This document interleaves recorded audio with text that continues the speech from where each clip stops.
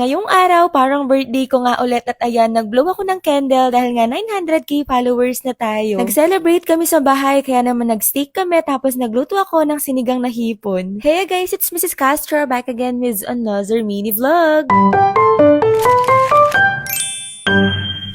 For today's vlog, pinag-order nga ako ni Mr. Castro ng ice cream cake sa DQ kaya naman ayan, magbablow ako ng candle. Napakabilis at ayan na nga, magsa-celebrate na tayo ng 900k followers. Grabe, konting kembot na lang guys, road to 1 million na tayo. Hindi ko lubos maisip na sa mga simpleng vlog namin, mamahalin nyo kami ng ganito. Kaya naman, maraming salamat po lalo na dun sa mga nandyan palagi sa mga vlogs namin. Minsan, napapaisip ako at napapatanong kay Mr. Castro, sabi ko, buti hindi sila nagsasawa sa mga vlogs natin, no? Kasi alam niyo yun, napakasimple lang, lagi lang kaming nasa bahay. Alam yung mga ginagawa lang talaga namin, yung mga pinifilm namin. Although yung mga nakikita niyo sa vlog, 10% lang ng buhay namin yun. Pero guys, maraming salamat pa din. Palagi niyo kami inaabangan. O, diba? Kasal na kami, itong isa luluhod pa. Ganyan yan kapag ka nakasumpong talaga. Alam ko, napanood nyo na to at nag-million views pa nga din yun. Kasal na kami at talagang niloloko niya lang ako at lumuhod siya bigla. Aga kasing nag-propose niya, na-miss niya siguro. Paano kaka 23 years old lang kasi namin nun,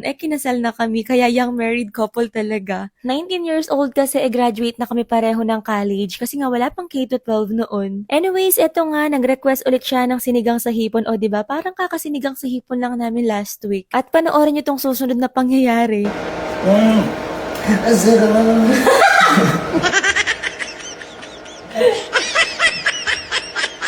Hindi naman siguro halatang sarap na sarap siya dito sa niluluto ko, no? Minsan nakala nyo tahimik lang yang si Mr. Castro pero pag kaming dalawa lang, naku, loko-loko din yan. Sinindi ko nga tong TV para makapag-Netflix kami habang kumakain ng lunch. Tara at kain po tayo. Kayo, anong ulam nyo ngayon? Nagkamay nga kami dyan dahil nga sinigang sa hipon yung ulam, naku, sobrang sarap. Update nga pala kay Ponzi, ayan siya at nagpapagaling pa. Mga bandang 2:00 naman, tinawagan namin si Ate Rachel para makapagpalinis kami ng kuko. It's time of the month na naman kasi para mapalinis itong mga ingrown namin. After niyan, nakatulog kami at paggising namin, gumawa ng merienda itong si Mr. Castro ng sandwich. Ginawa niya nga to dahil nga meron na kaming sandwich maker. Fast forward, kinabukasan, nagising ako, nakatabi ko na tong si Kali. Naunang nagising sa akin si Mr. Castro ngayon, kaya naman nandyan na siya sa baba. Si Kali naman, hanggat hindi ako tumatayo, hindi rin yan tatayo. Pagbaba ko nga dyan, nagtimpla na agad ako nitong Shepo Apple Juice. Eto na nga yung parang nagiging almusal ko kasi ang lakas makabusog niyan. At sakto, wala pang kalaman-laman yung tiyan ko kaya naman perfect talagang inumin to sa ganitong time. Meron nga tong L-carnitine at Garcinia Cambogia na nakakatulong makapag-suppress ng cravings. Malaking tulong din to sa CalDef ko kasi 27 calories lang yan. Mixed berries yung flavor nito guys, maasim siya na medyo matamis. Perfect combo yan kaya sinasabayan ko talaga nitong Beauty White capsule. Bukod nga sa nakaka-glow na sila ng balat, nakakalus pa ng weight. Yung mga legit link nito ilalagay ko na lang yan sa comment section. After ko ngang uminom ng Shepo Apple Juice, naglinis naman kami sa kusina. Nagsalin kami ng bigas, 25